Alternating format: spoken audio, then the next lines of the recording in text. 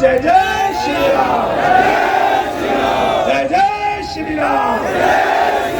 Bharatiya Janata party जिंदाबाद, Bharatiya Janata party. विधानसभा चुनाव के लिए सोमवार को नामांकन का आखिरी दिन था। इस दौरान कई राजनीतिक दलों के विधानसभा प्रत्याशियों ने अपने अपने नामांकन पत्र जमा किए। साथ ही भारतीय जनता पार्टी के अधिकृत प्रत्याशी डॉक्टर तेज बहादुर सिंह चौहान ने भी शक्ति प्रदर्शन के साथ अपना नामांकन पत्र जमा किया। इस दौरान खाचरौद की धाकड़ धर्मशाला से नामांकन रैली शुरू हुई, जो नगर के प्रमुख मार्गों से होते हुए पुराने बस स्टैंड पहुंची। यहां पर एक सभा का भी आयोजन किया गया, जिसमें मुख्य वक्ता भाजपा के पूर्व प्रदेश अध्यक्ष प्रभात झा थे। भाजपा समर्थक धाकड़ धर्मशाला से हाथ में पार्टी का झंडा लिए भारत माता की जय, जय श्री राम, जय भाजपा विजय भाजपा के नारे लगाते हुए निकले। जुलूस के आगे आगे महिलाएं भी पार्टी का झंडा लिए चल रही थी। इस दौरान व्यापारियों द्वारा अपनी दुकानों से जुलूस पर पुष्प वर्षा कर उनका स्वागत किया। भाजपा विधायक प्रत्याशी डॉक्टर तेज बहादुर सिंह चौहान सभी का आशीर्वाद प्राप्त करते हुए धीरे धीरे आगे बढ़ रहे थे। जुलूस पुराने बस स्टैंड पर सभा के रूप में प्रवर्तित हुआ, जहां पर भाजपा के वरिष्ठ नेताओं और पदाधिकारियों द्वारा सभा में उपस्थित भाजपा कार्यकर्ताओं और समर्थकों को संबोधित किया। विधायक प्रत्याशी डॉक्टर तेज बहादुर सिंह चौहान ने भाजपा सरकार द्वारा किए गए कार्यों को गिनाते हुए कहा कि भाजपा ने मध्य प्रदेश को बीमारू राज्य से विकसित राज्य बनाया है और यह सेमीफाइनल भाजपा जीतेगी तो केंद्र की मोदी सरकार मजबूत होगी। भाजपा की इस नामांकन रैली में उमड़ी हजारों की संख्या ने अचानक से चुनाव के समीकरण बदल दिए हैं।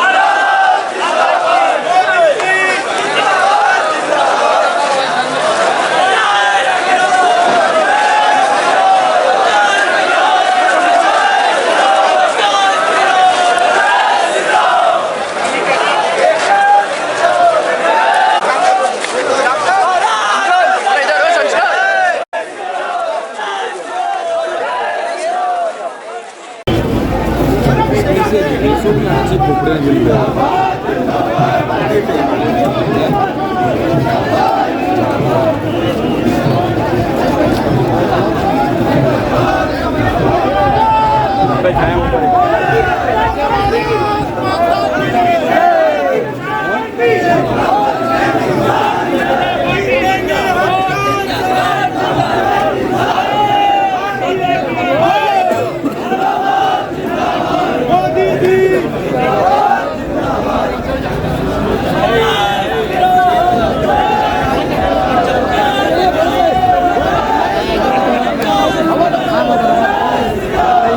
एक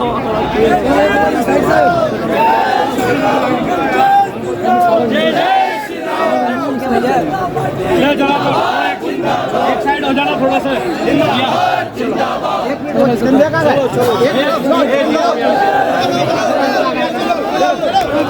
भारतीय जनता पार्टी जिंदाबाद, भारतीय जनता पार्टी। अद्वितीय पूर्व घटना को अपनी आंखों से दर्शन करे भगवान श्री राम के। मैं जोरदार नारे लगवाता हूँ, बोलो जय जय श्री राम, जय जय श्री राम। भारतीय जनता पार्टी जिंदाबाद, भारतीय जनता पार्टी जिंदाबाद। नमस्कार। मेडिकल कॉलेज में पढ़ने जाएगी और उसकी 70 लाख रुपए की भी फीस होगी तो उसको मध्य प्रदेश की सरकार जमा करने वाली है।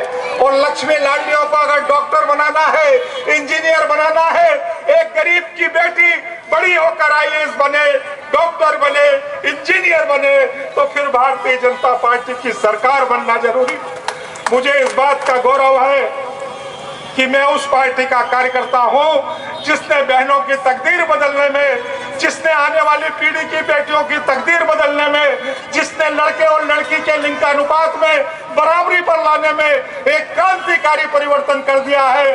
और ये क्रांतिकारी परिवर्तन मध्य प्रदेश में चलते रहे, हिंदुस्तान में चलते रहे, इसलिए मध्य प्रदेश में भारतीय जनता पार्टी की सरकार बननी है। ये विधानसभा का चुनाव मात्र नहीं है, ये आने वाले 2024 के अप्रैल में हिंदुस्तान में फिर से एक बार मोदी जी की सरकार बने और मोदी जी की सरकार के नेतृत्व में भारत विश्व गुरु बने, हम आत्मनिर्भर बने, हमारी सीमाएं सुरक्षित हो, हमारी आंतरिक सुरक्षा मजबूत हो और भारत विकास की तरफ बढ़े। इसलिए भारतीय जनता पार्टी को वोट देना जरूरी है। और मैं आपसे निवेदन करना चाहता हूं कि 17 तारीख को ऐसा कोई घर बाकी ना रहे जिस पर हमारे कार्यकर्ता का जाना ना हो, ऐसा कोई मतदाता ना हो जिसके पास हमारा जाना ना हो, ऐसा कोई हितग्राही ना हो जिसके पास हमारा जाना ना हो।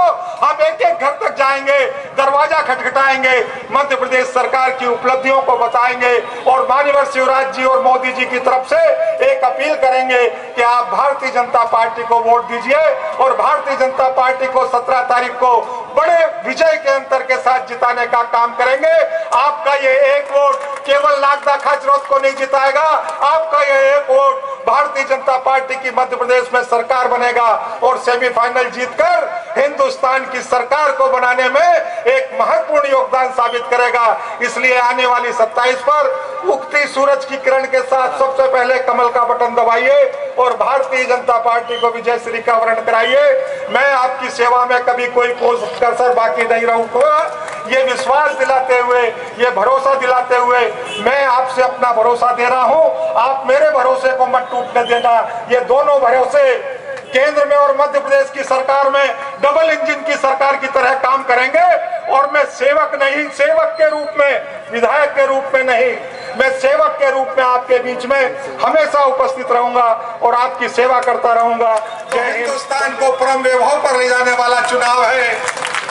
ये हमारी भारत माता विश्व पटल पर गुरु के रूप में स्थापित थी और परम वैभव पर भारत फिर से एक बार स्थापित हो, इस संकल्प के साथ नरेंद्र मोदी काम कर रहे हैं और भारतीय जनता पार्टी का ये संकल्प पूरा होना चाहिए। इसलिए मध्य प्रदेश में भारतीय जनता पार्टी की सरकार बननी चाहिए। माननीय शिवराज सिंह जी के नेतृत्व में हमने इसको बीमारू राज्य से विकसित राज्य में लाकर खड़ा किया है और मध्य प्रदेश हिंदुस्तान के सबसे अग्रणी प्रदेशों में आकर खड़ा हो। इसलिए भारतीय जनता पार्टी को जिताना आवश्यक है। भारतीय जनता पार्टी को इसलिए जिताना आवश्यक है कि माननीय मुख्यमंत्री जी ने लाडली बहना जो योजना प्रारंभ की है, ये लाडली योजना चलती रहनी चाहिए। और माननीय मुख्यमंत्री जी ने 1250 रुपए देना प्रारंभ किए हैं। बहनों, क्या ये राशि 3000 रुपए तक पहुंचे, योजना चलती रहे।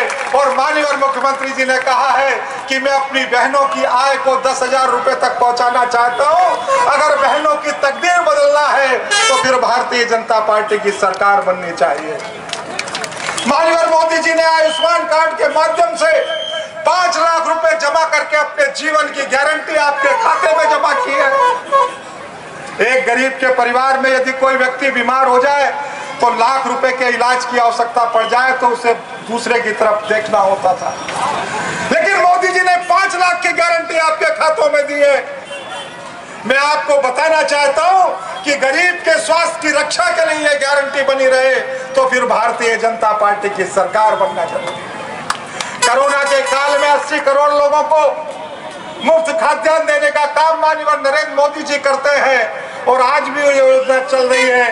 इस तरीके की जन कल्याणकारी योजनाएं चलाना है तो फिर भारतीय जनता पार्टी की सरकार बनना जरूरी है।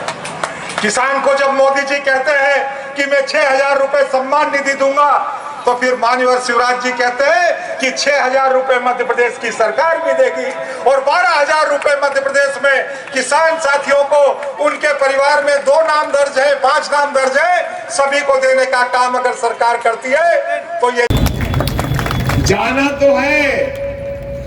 लेकिन अनिल जी, आपको अब हर साल 24 में जीतने के बाद भी आपको अपने हाथ पकड़ के निमंत्रण देके गाड़ी में बिठाकर स्वयं ले जाना है अयोध्या दर्शन कराने।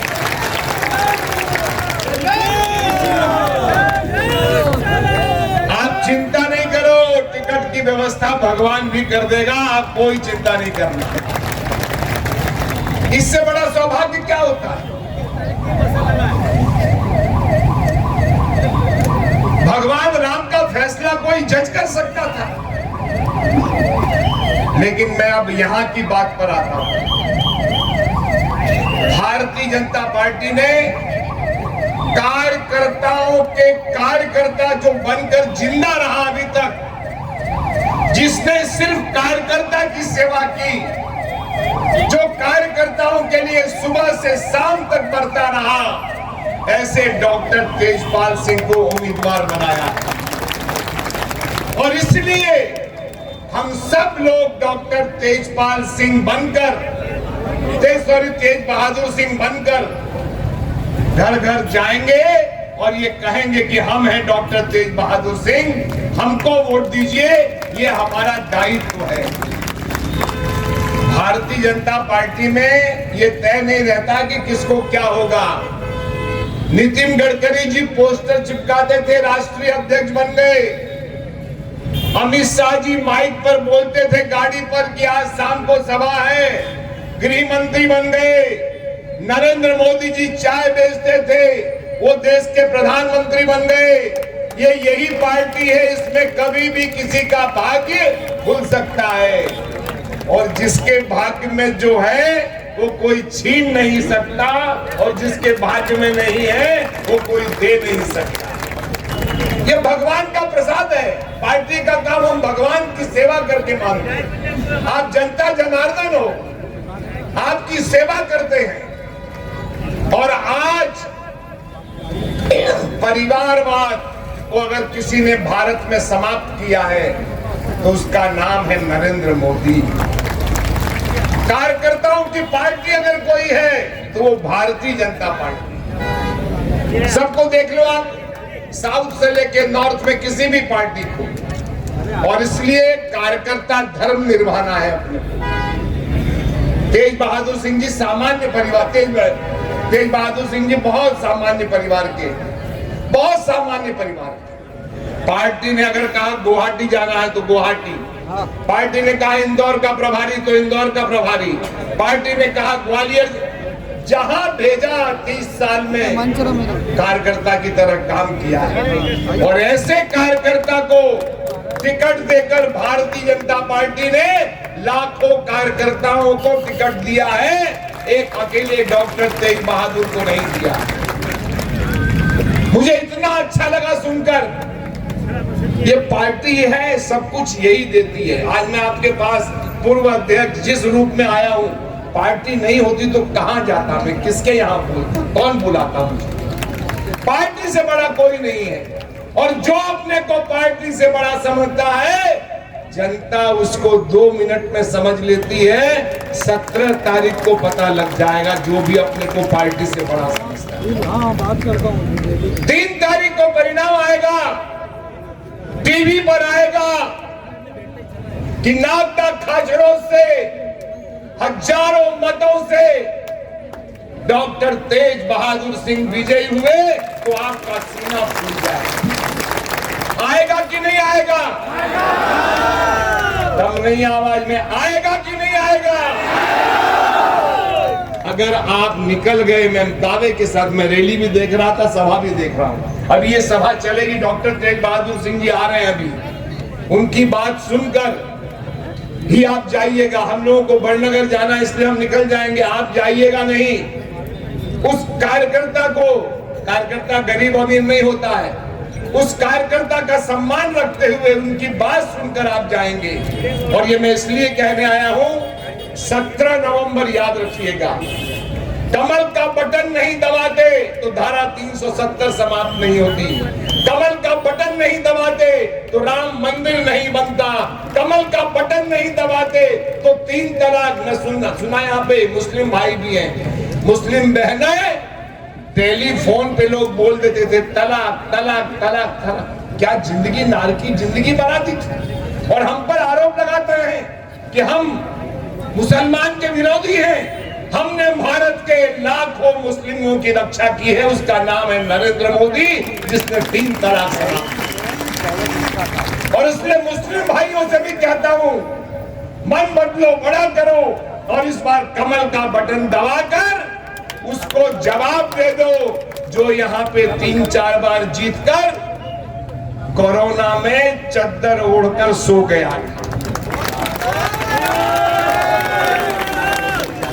ये बहुत कमजोर लोग हैं, ये सेवा अपनी करते हैं, जनता की नहीं करते हैं। कमलनाथ जी कोई नेता है? मैं बताऊं आपको, उद्योगपति दिग्विजय सिंह जी राजा साहब सोने का चम्मच लेके पैदा हुए हैं। ये गरीब की मिट्टी नहीं जानते हैं, जो मिट्टी पे बच्चा खेलता बड़ा होता है, उसका दर्द डॉक्टर तेज बहादुर जानता है या अनिल फिरोजिया जानता है।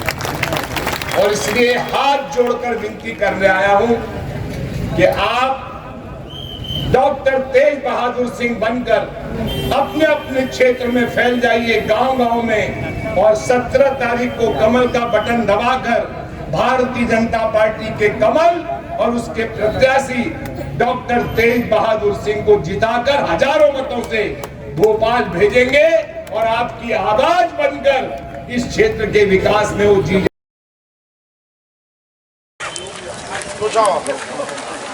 ये गले में क्या ना आप 3 1 1 4 हो गए। यहाँ प्रस्ताव का आप तो जा सकते हैं, प्रस्ताव आप चेंज कर लेंगे। अरे अतुल जी, हाँ अभी 2 मिनट चेंज करेंगे ना। इसमें कहने का कोई विषय नहीं। मैं सोचता हूँ कि कार्यकर्ताओं का उत्साह के मतदाताओं का आकार समर्थन स्पष्ट कर रहा है कि यहाँ पर कमल खेलने वाला है। फिर इस बार नागरा गाजीपुर में नाराज कार्यकर्ता भी मंच पे नाराज कार्यकर्ता, पहले कोई नाराज था, मैं आज भी नाराज।